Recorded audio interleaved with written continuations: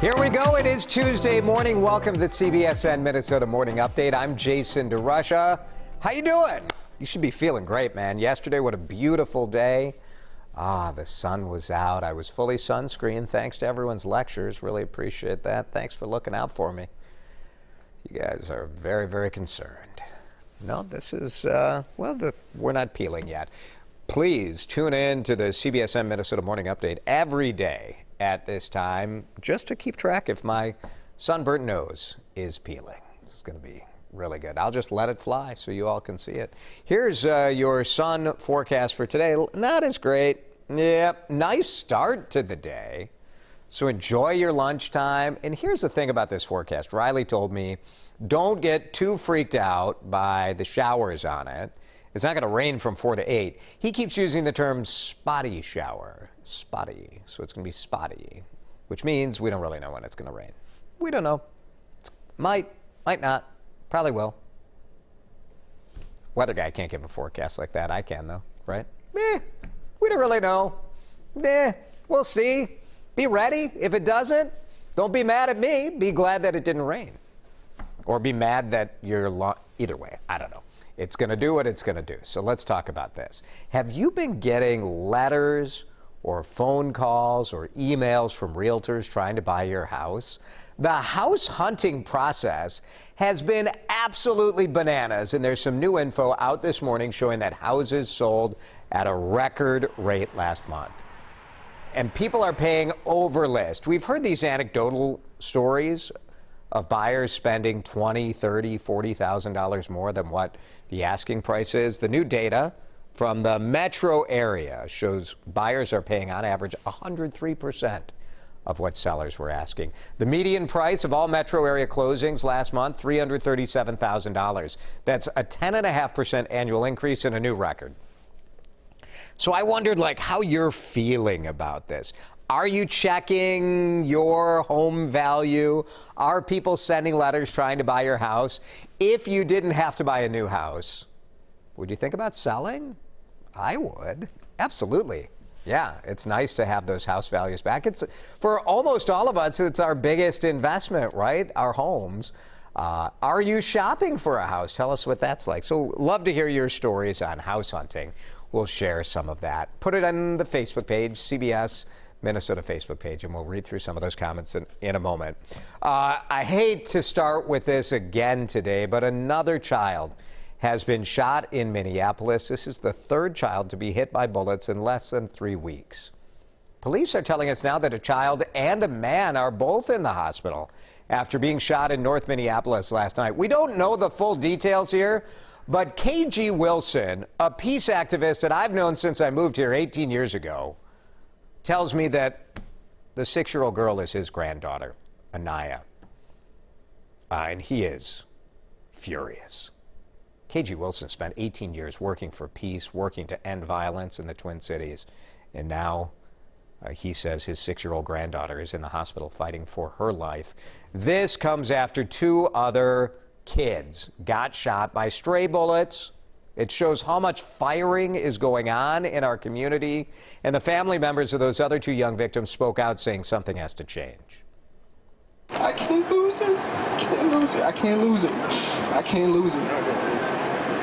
I can't. When is North Minneapolis gonna stand up? When is enough enough? I hope y'all step up, because if not, this gonna be a deadly summer. This gonna be a deadly summer of kids.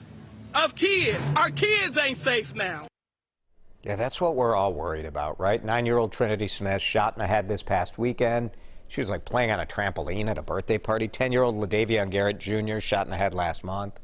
Both are still in the hospital. That was LaDavion's grandmother, really appealing directly to Minneapolis Mayor Jacob Fry and Police Chief Madera Arredondo. They had just released their plan to protect the city this summer, and you heard her. She said if it doesn't work, more people are going to die, and Mayor Fry laid out that plan yesterday.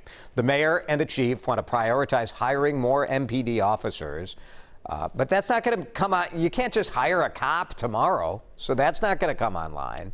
So the more immediate plan is to use BCA and federal agents to help out.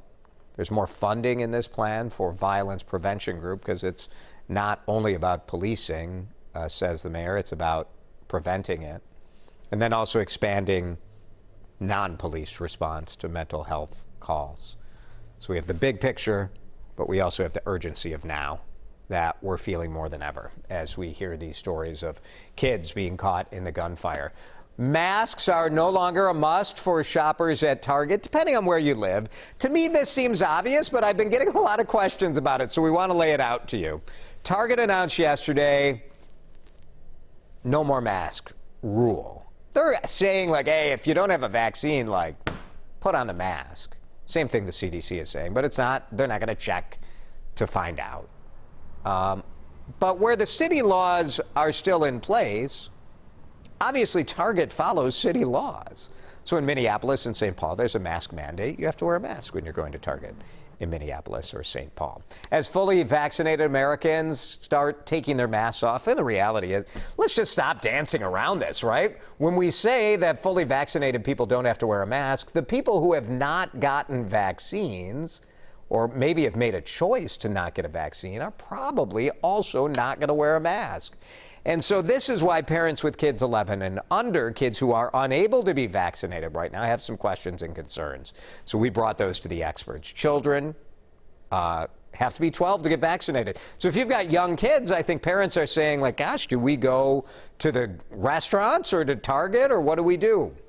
Doctors say it's smart to be cautious, but don't freak yourself out. COVID-19 cases in kids are usually very mild. Only about 1% of Minnesota kids who've gotten the virus have ended up in the hospital. And there's way less virus floating around in the community right now because so many people are vaccinated. We talked to a pediatrician who said, yes, masks are still a great way to protect against the virus, especially when a vaccine isn't an option. We are also going to continue to wear masks as we go out into public spaces with our children to help them not feel alone or isolated as they're wearing their masks. So that's Dr. Amsbury, and she says, you know, if we're talking about kids playing outside with one another, there's almost no risk, so little. She says she would let her own kids play outside with no mask. Most parents are going to start seeing some payments pop up in their bank accounts. This is part of the latest COVID relief package, direct payments to parents of children, hopefully to make a difference in poverty in America. Families will automatically get $300 per month for every child under 6 and up to $250 for every child between 6 and 17. There is an income test to this, but the administration says 88% of the nation's kids qualify. Payments begin on July 15th, so that's when the money starts coming out, and they will continue every month until the end of the year. All right, tell me if you've heard this joke before. Couple of guys walk into a bar in Nimrod, and then they said, boy, that hurts. No. A couple of guys walk into the local bar in Nimrod, the Nimrod bar, and then deputies get a call in Wadena County saying, hey, a couple of guys just brought this into the bar. It's a bomb. It's a mortar. And they weren't sure if it was live or not. So a group was out with a metal detector, as you do on a beautiful day this weekend. And they found it, and they put it in their car, and they took it to the logical first place, which would be the Nimrod bar. Investigators say they think the bomb is for the Korean War era. The bomb squad took it, and will get rid of it safely. We don't know if it was live or not, but you can't make it up. This happened in Nimrod. Off to the races in Shakopee today, and they're off. Live racing at Canterbury Park for the first time in more than a year. Here they come around the first bend. Capacity at the track is limited to about 2,500 fans, so not everybody will be able to go. And here they come. I don't know. That's my race call. It's all right. Ron enjoyed. If you're looking to get back to live shows other than, I mean, this show here, it's live and it's hard to believe that this thing is free, isn't it? More shows are popping up as COVID restrictions have loosened. We checked to see, like, hey, what's going on? Target Center added a September show with the 93X family reunion featuring Shinedown. Guns N' Roses going to play to a full crowd at Target Field in July. How fun would that be? And Jim Gaffigan, very, very funny Jim Gaffigan, 2 shows at the State Theater in October. Everyone's working fast and furious to try and book the best acts and artists that they can. We have had to move quickly, and we had, certain relationships we could tap into and see who's touring and do kind of throw cast a wide net on seeing who we could book and who's going out in 2021.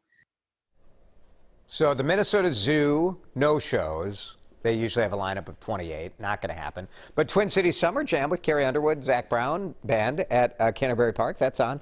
Target Field reps say they're hoping to get in a few more last-minute acts as people go on the road. Broadway, if you're a Broadway fan, the Hennepin Theater Trust, most of those shows are delayed. It just takes longer to mount them. You got to build the sets, cast the shows, rehearse, all of that. Hamilton was supposed to be here last year. Then they delayed it to this year. Now it's delayed till 2023. So, that is a long wait if you are a Hamilton fan, which I am. Luckily, I saw it the first time it was here. It's terrific. Let's talk about home sales, because I know you're not going to miss your shot to make some money on selling a home, right? Joanne, so happy we're not looking to buy right now. It is crazy. Joanne worries that houses are overvalued. Buyers will end up underwater when the market corrects itself. I hear you on that. Joanne, I've been looking at condos in like the North Loop in downtown, thinking like maybe I should buy our retirement home for when the kids are out of the house. But prices haven't been dropping the way I was hoping. Diana says we've been trying to get a different home for over a year and a half. We find something and it sells within hours of being posted. We need to downsize from our current home. Yeah, Diana, it's brutal, isn't it? Thank you. Here's Pam Williams. Housing market is crazy. A guy came to our door to ask if we want to sell. Gotten calls on the phone wanting us to sell from the same guy. Need to downsize before I do anything, right? Pam, if you didn't have to buy a new house, maybe it would be tempting, but that's the problem with selling high. You have to buy high. Thanks for your feedback. Here's Jackie. My home value has doubled in the last 10 years, and that's what I was saying. Great for selling, but not if you want to purchase elsewhere. Taxes have gone up too. We can't afford to move if we wanted to. Good thing we love our home. Exactly. Yeah, you're lucky that you're happy where you're at, right? Here's Bradley. We just bought our house less than 2 years ago. We're not looking, but we are getting calls regularly about wanting to buy our house. We also get mailers constantly about lowering our interest rate and refinancing. Yeah, interest rates, if you have good credit, interest rates are in the 2s. So no wonder home values are going up, because people feel like they have more money to spend. Good luck to any of you out there in the hunt. I feel for you. For sure. That is the morning update. That's it from CBSN Minnesota. Glad to be hanging out with you as always. We'll see you again tomorrow.